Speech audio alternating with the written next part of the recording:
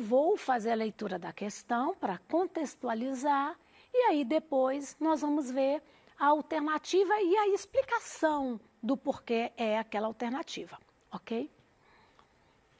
Vou-me embora para Pasárgada. Foi o poema de mais longa gestação em toda a minha obra. Vi pela primeira vez esse nome Pasárgada quando tinha os meus 16 anos e foi num autor grego. Esse nome Pasárgada, que significa campo dos persas ou tesouro dos persas, suscitou na minha imagem delícias como Louis Vuitton du Voyage de Baudelaire. Mais de 20 anos depois, quando eu morava só na minha casa na rua do Curvelo, num momento de profundo desânimo, da mais aguda sensação de tudo o que eu não tinha feito em minha vida por motivo da doença, saltou-me de súbito do subconsciente esse grito estapafúrdio. Vou-me embora para Pasárgada, senti na redondilha a primeira célula de um poema e tentei realizá-lo, mas fracassei. Alguns anos depois, em idênticas circunstâncias de desalento e tédio, me ocorreu o mesmo desabafo de evasão da vida besta. Desta vez, o poema saiu sem esforço, como se já estivesse pronto dentro de mim. Gosto desse poema porque vejo nele, em seu escorço, toda a minha vida. Não sou arquiteto, como meu pai desejava. Não fiz nenhuma casa, mas reconstruí e não de uma forma imperfeita neste mundo de aparências. Uma cidade ilustre que hoje não é mais a Pasárgada de Ciro, e sim a minha Pasárgada. Bem, essa passagem que nós acabamos de ler é do autor Manuel Bandeira, de um livro que ele escreveu, chamado Itinerário de Pasárgada. Eu quero voltar, antes de iniciarmos na questão, eu gostaria de voltar em alguns aspectos desse trecho que nós lemos. Bom, a primeira situação importante é que quando ele fala aqui, o motivo da minha doença, quando a gente vai pesquisar, vai ler sobre a vida do Manuel Bandeira, a gente fica sabendo que ele teve tuberculose a vida dele toda. Nós vimos ali na primeira parte que ele era ainda um jovem, ele tinha 16 anos, e que ele fala nesse momento de desalento, de desânimo, porque o que acontecia? Como ele ficava muito tempo internado, a saída que ele tinha para poder passar esse tempo, ou às vezes porque ele estava muito enfraquecido pela doença, era realmente a leitura. Era ler livros, poemas, contos. Então a literatura vai ser esse resgate para ele. Então ele comenta sobre isso, que ele leu num autor grego, e a pesquisa ali que tem a ver com o campo dos persas. Então é importante a gente saber essas situações da vida do autor para a gente entender aqui esse fragmento com mais profundidade. E uma coisa interessante é que ele fala num outro momento que ele não foi engenheiro, como o pai dele, arquiteto, como o pai dele desejava. Sim, porque ele ficava muito mal, ficava muito internado, então ele não conseguiu fazer o curso que ele pretendia. E acabou aí enveredando na literatura. Então é importante que a gente saiba disso.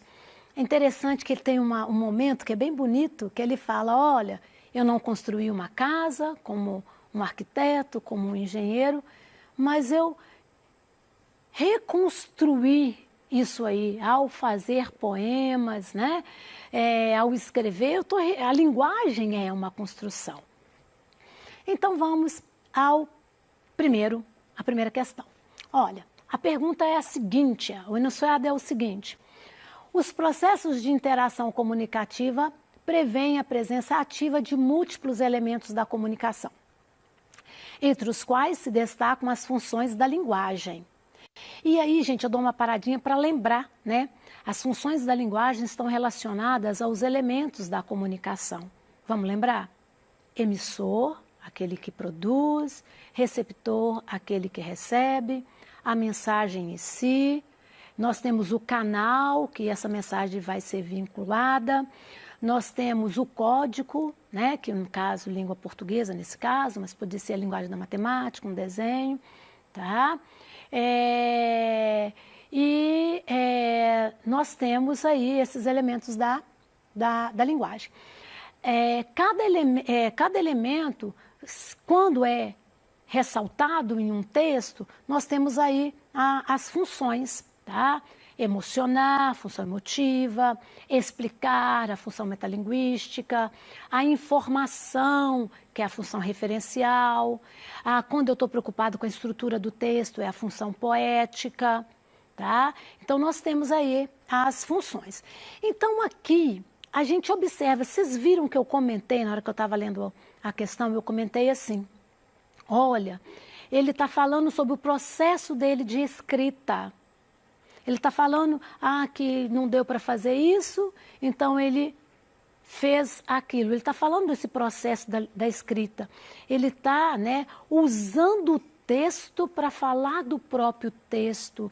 Ele está usando essa escrita para falar como é que ele escreveu, como esse poema foi criado. Já dá para saber. Olha, aluno e aluna do terceiro ano, estudante, daqui a pouco vai fazer Enem. Vocês viram que antes de você ir para a alternativa, você já tem pela pergunta, você já sabe a resposta, e aí agora você passa pelas alternativas. Você fala, opa, tem emotiva?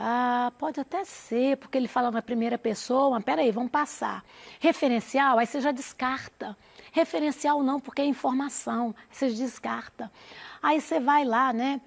Olha, metalinguística, porque o poeta tece comentários sobre a gênese e o processo de escrita dos seus poemas. Você fala, é isso, eu já tinha percebido que ele falou ali, como que ele fez, etc. Tal.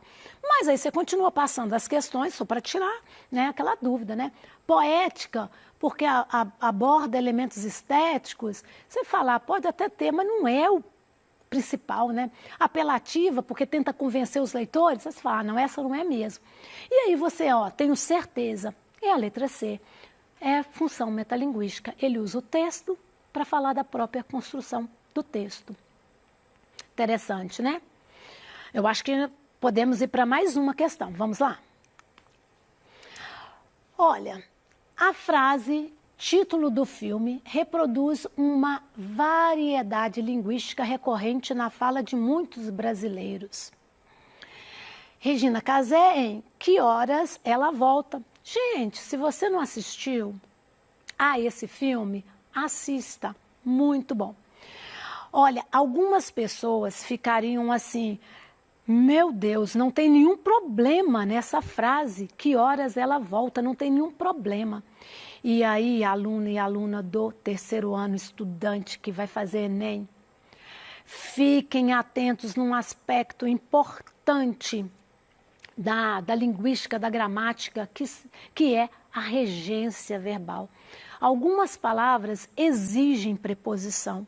E aí, como no nosso dia a dia, na nossa linguagem, a nossa variante linguística coloquial, a linguagem do dia a dia, do popular, a gente, né, não estamos acostumados com essa preposição. Aí quando vem o formal, a gente fica desesperado. Por isso é importante concordância, regência. É igual aqui, eu falei assim, você assistir a esse filme. Lá na regência, quem assiste a alguma coisa no sentido de ver. Mas no dia a dia, quem fala assistir a um filme? Todo mundo fala assistir o filme. Então, gente, é preciso tomar cuidado com isso, porque você acaba familiarizando, tá? E a variante é diferente. Então, aqui, olha o que acontece. Quando a gente tem a questão de horas, a preposição aparece.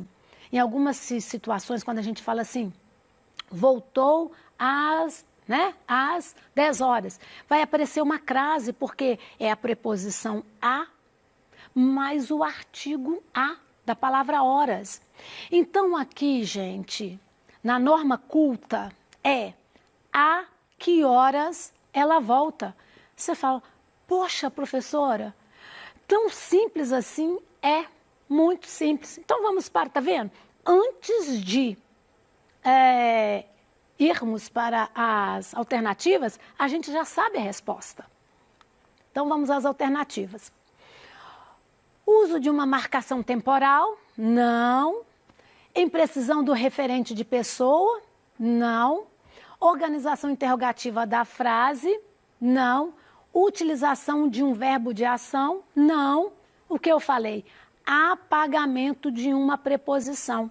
Porque na variante, coloquial, a gente não usa, tá?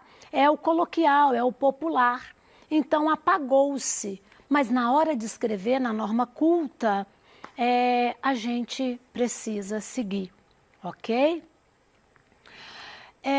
Eu acredito, meninos, que não vamos conseguir mais uma questão, porque ela é grande, mas então vamos falar um pouco sobre essa questão. Essa questão ela é realmente grande, ela não vai dar tempo, então vamos falar um pouco mesmo sobre essa questão das nossas referências, né? Olha só, é importante mesmo que vocês consultem provas anteriores do Enem para se familiarizar com as questões. No site, do INEP, você vai encontrar, várias, provas de todos os conteúdos, de todos os componentes curriculares. Os cadernos estão lá. Você pode, baixar esses cadernos, você pode ir fazendo essas provas também, porque lá você tem os gabaritos. Então você vai se familiarizando com essas questões, porque quando chegar a sua vez, você vai resolver isso muito tranquilamente, ok? Então é importante que você vá, baixe esses cadernos de prova, realize essas provas, tenham mesmo essa rotina de realizar esses exercícios para você ir familiarizando com essas questões. Outra coisa que é importante é também a questão da atualidade. É importante que vocês estejam antenados, abre aspas e fecha aspas aí, antenados, lendo notícias, reportagens, artigos de opinião. Também não se esqueçam, das charges, dos memes, das tirinhas, porque vocês irão encontrar isso nas provas. Então, se você já está ali familiarizados com esses gêneros textuais, com essa linguagem do Enem, vai ser muito tranquilo para vocês, eu também consultei um outro site, é importante que eu fale, o Brasil Escola, também trazendo as questões do vestibular, do Enem, explicando como funciona a prova. Então é importante que vocês façam essas pesquisas, tenham esse contato, para não ser surpreendido na prova. Bom, desejo a todos vocês uma boa semana. Que bom que nós retomamos as aulas, estamos aí, mesmo à distância, estamos juntos nessa caminhada. Um momento muito importante para vocês, que daqui a pouco vocês vão estar mudando esse status de estudante, e aí já vai ou para uma universidade, ou já vai começar a trabalhar. Então, é um momento muito importante na vida de vocês. Então, é legal estar aqui com vocês nessa caminhada. Eu desejo mais uma vez a todos aí uma boa semana e Espero vocês no próximo encontro.